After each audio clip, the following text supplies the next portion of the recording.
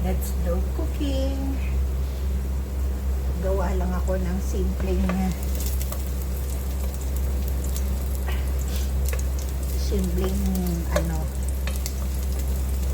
nilaga.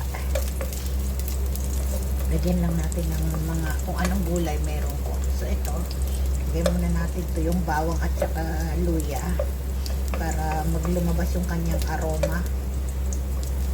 Then lagay na natin yung ating sibuyas.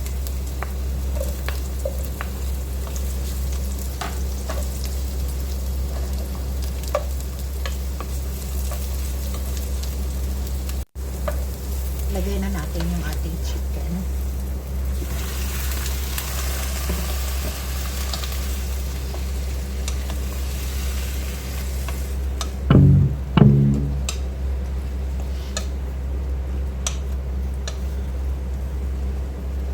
So, takpan po muna natin siya. Anuhin muna natin ng konting minuto. Lagyan na po natin yung ating chicken. Kaya ngayon, takpan ulit. So, eto na po. Ano natin. Lagyan po natin siya ng ito po ay sabi yun. Ito po ay vegetable cube. Low fat. Tapos, ano po siya? Wala po tong salt.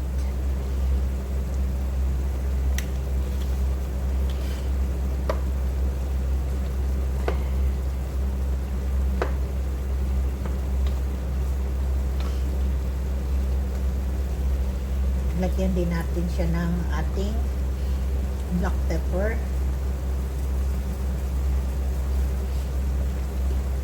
Tapos isote lang natin ng konti.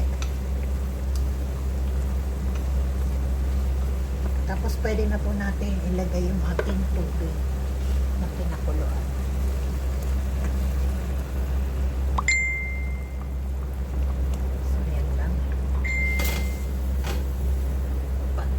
Pakuluin po muna natin siya hanggang mag-tender yung ating chicken. Lagay na po natin yung ating papaya.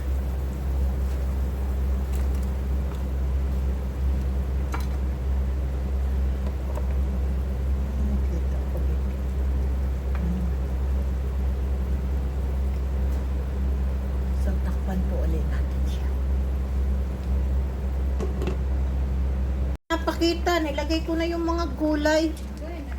Nakalimutan ko ipakita. Nilagay ko na po yung cabbage at saka yung ating bell pepper kasi wala akong dahon ng sili. So, bell pepper na lang po ang nilagay ko. So, ayan. Uli natin. Mamaya natin lagyan ng ng ating mga ilalagay pa. Takpan muna natin. Lagyan na po natin ng ating pampalasang lemon. Para makakain na po tayo.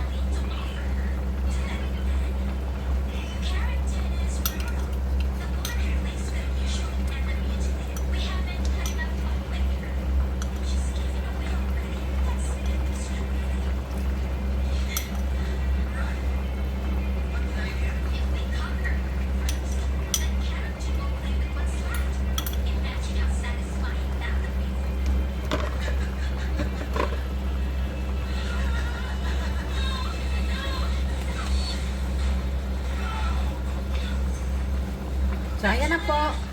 Okay na. Luto na po yung aming ulam. So, patayin na po natin. Thank you.